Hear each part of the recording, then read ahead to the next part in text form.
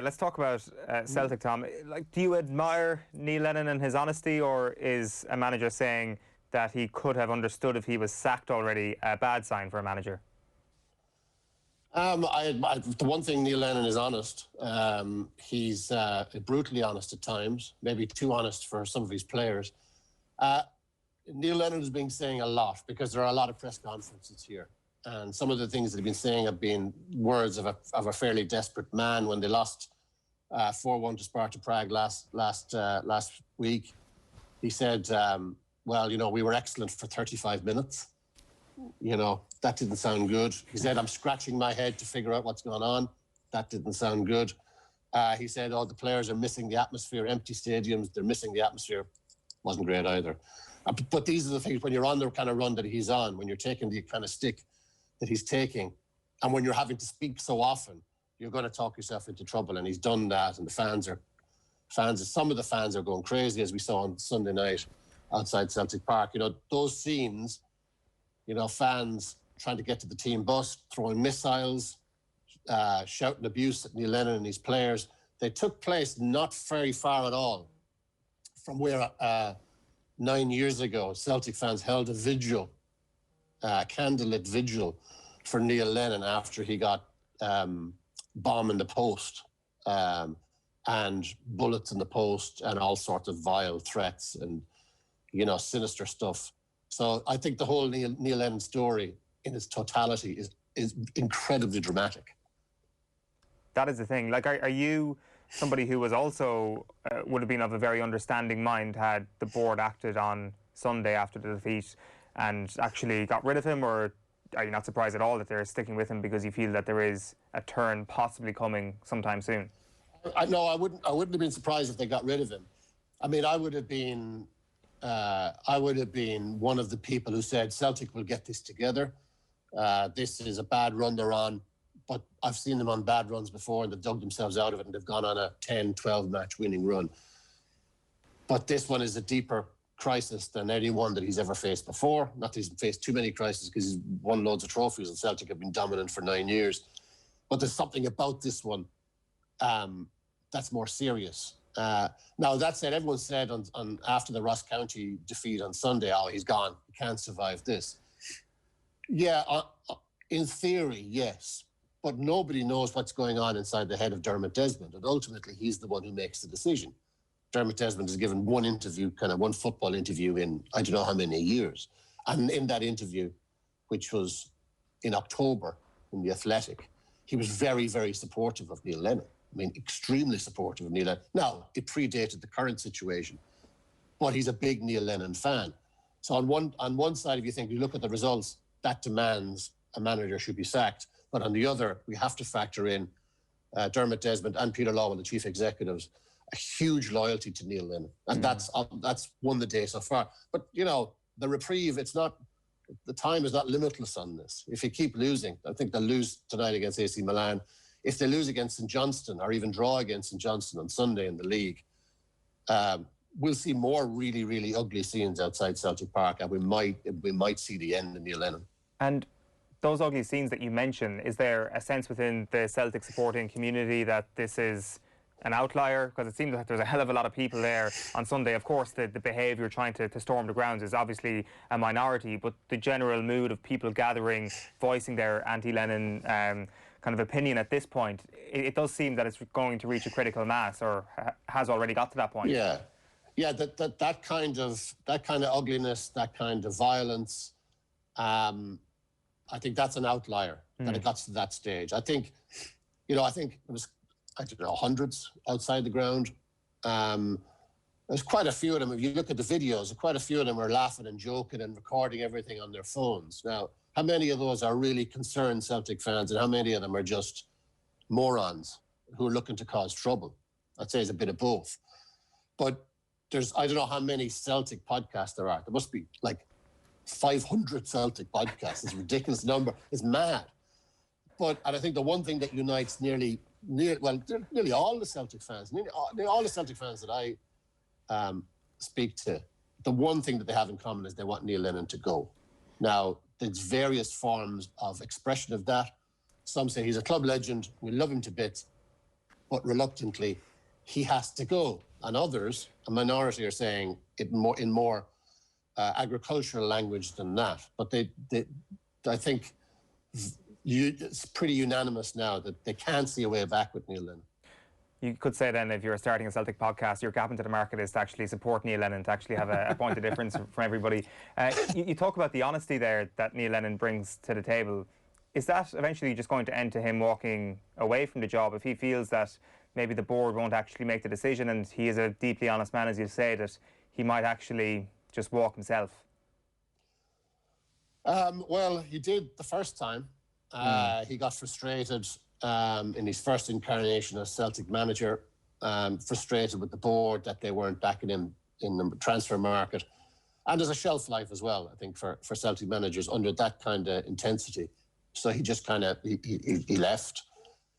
This time, I don't know. I mean, if the moment comes and he leaves, I think it will be presented that he's resigned.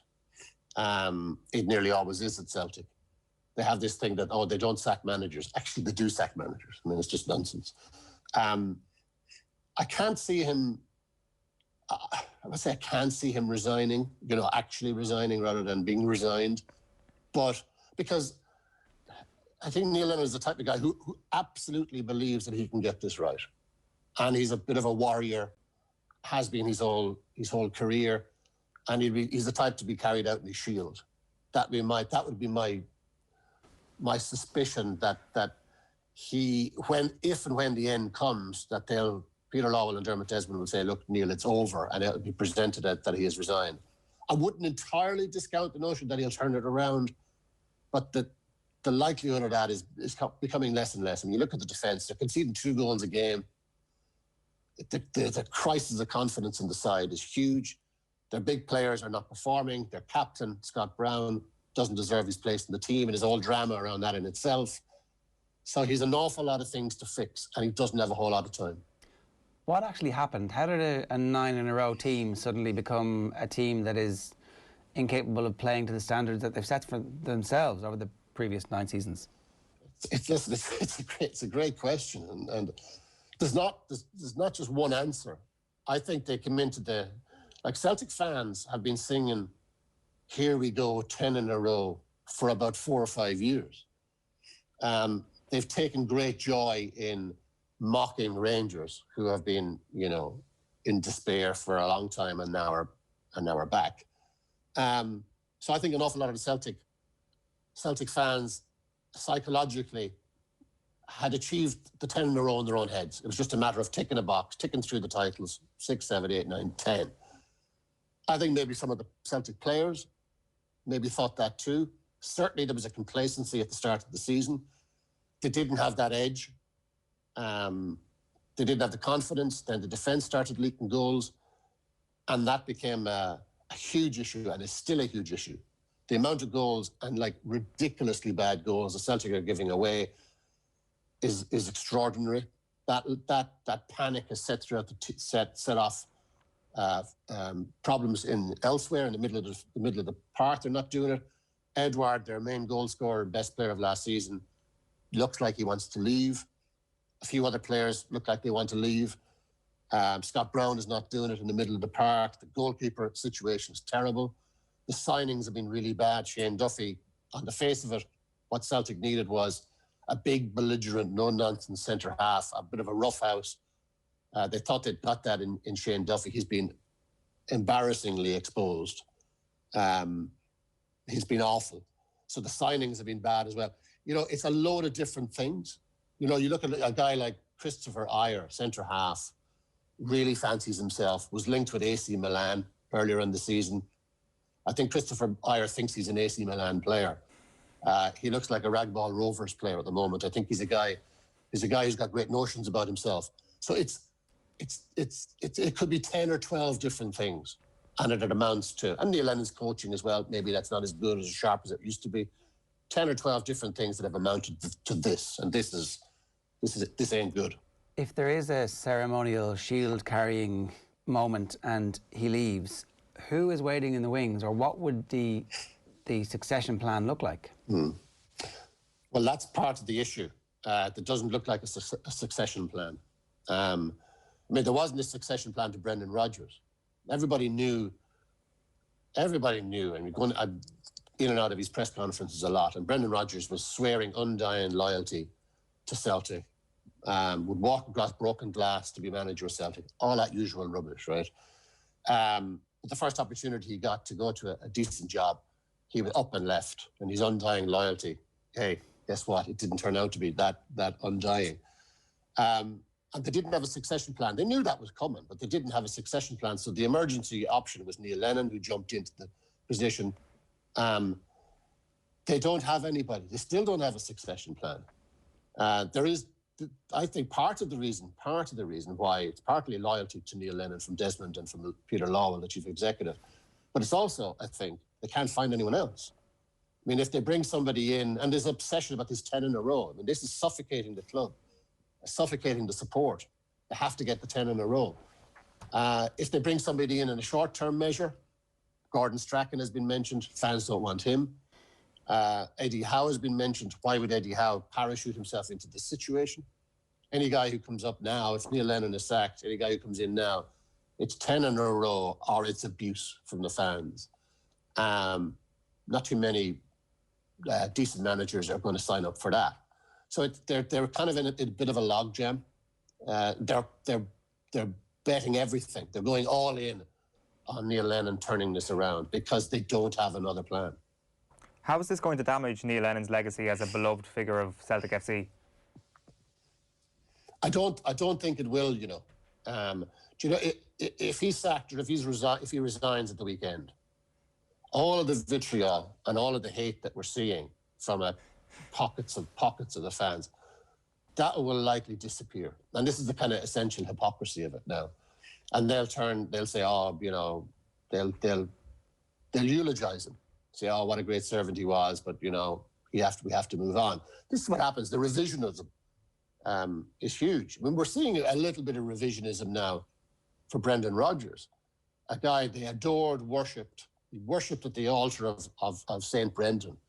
And then when he left, the vitriol towards Rodgers was unbelievable. I mean, understandable, because he swore he would be there for 10 in a row and all the rest of it.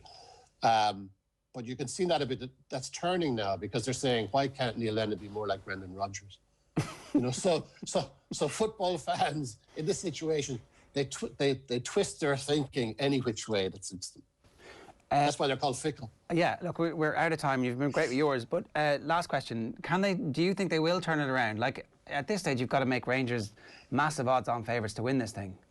Yeah, you do. You do, and they are. Do I see them turning it around? I don't. No, I think it's too far gone. The defence is too bad. The confidence is too low. There's too many problems to fix, and Rangers are too strong. I don't know when the Neil Lennon era will end, but I think it will probably end. He's a battler. Like, he's a very impressive guy, and I'm